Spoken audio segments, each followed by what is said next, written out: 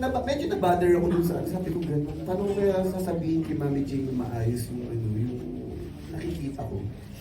Nung naglalakad na kami after the take, papunta na siya ng tent niya, kinausap ko siya bigla sa labas ng tent na sabi ko, Mami Jane, sabi ko, may kukwento lang ako ha. Sabi ko, yung character mo dito, sabi ko, okay sa akin yun, yung parang feeling mo, ano, parang anak mo. Gano'n.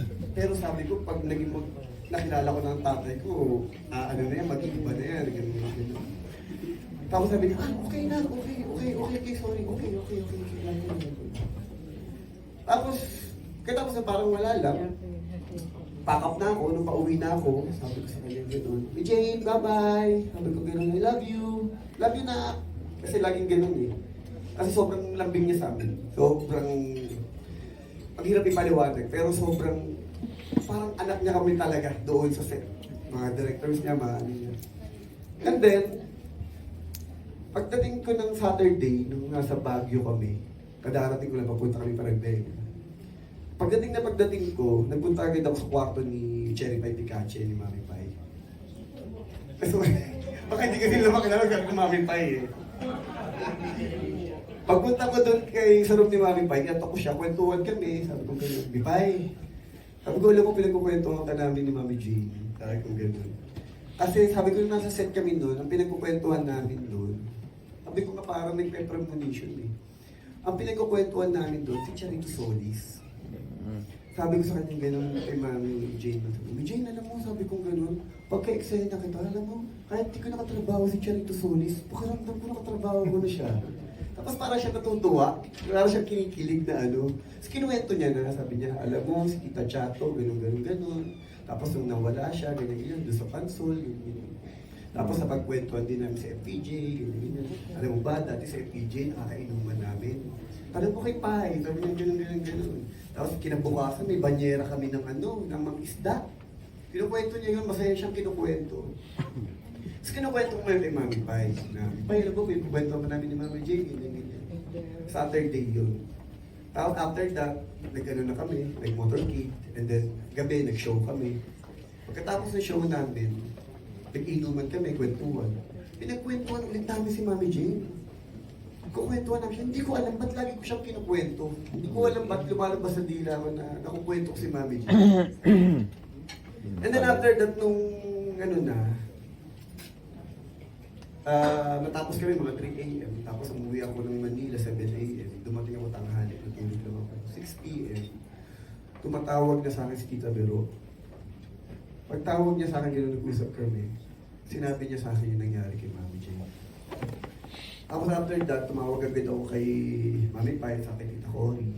Sinabi ko yung balita. Dali-dali ang nagpunta agad kami ng bahay ni Mami Jane para alamin yung sitwasyon. And then yung nakita na nalaman na namin na yun ngayon nangyari.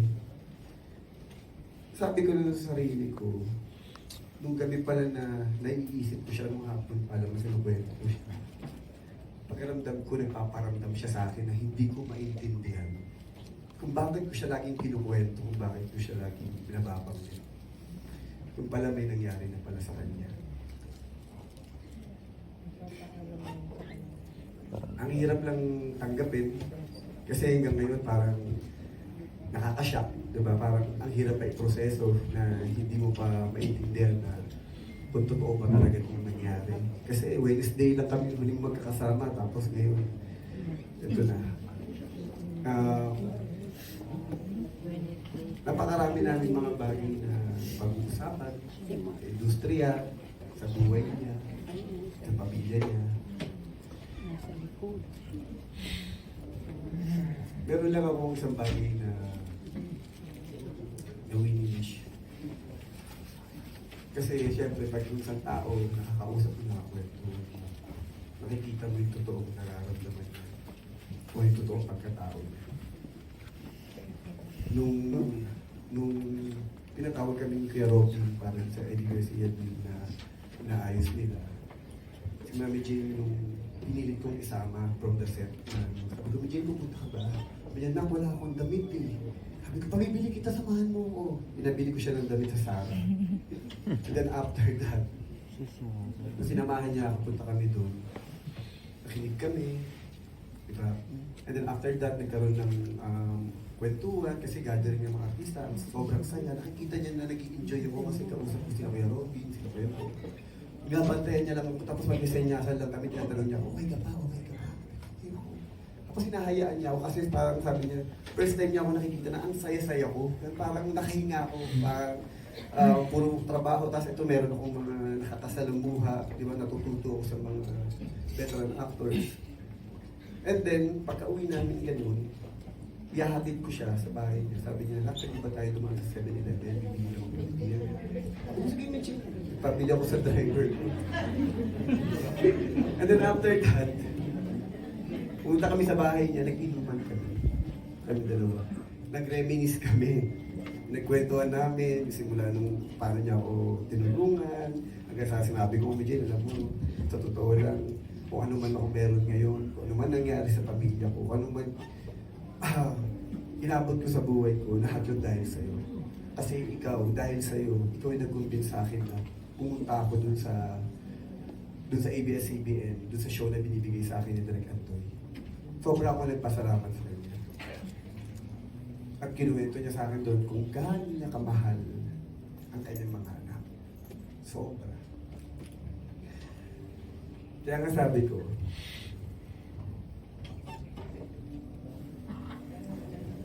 ang swerte ng mga anak niya kasi kung alam lang nila kung gaano sila kamahal ng nanay nila.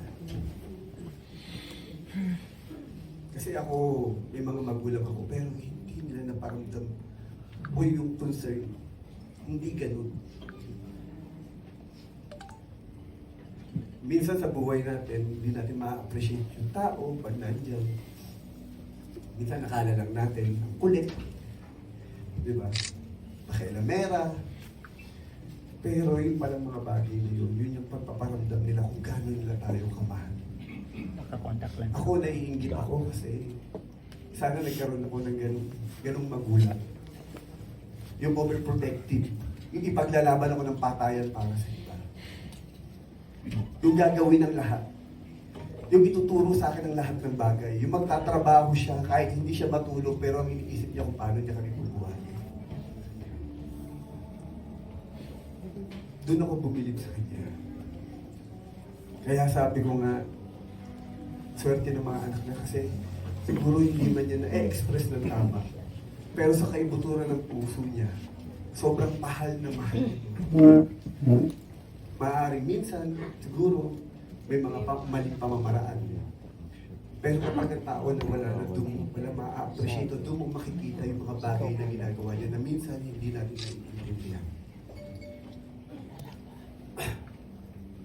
Kaya, sa amin mga batang mga artista, sa mga artista, tinuring niya na parang mga anak niya. Nagpapasalamat kami kasi naramdaman namin yung pagmamahal niya. Pagmamahal niya sa amin, salamat dahil tinuring niya ako ng isa sa mga minamahal niya. Yun lang po, maraming salamat.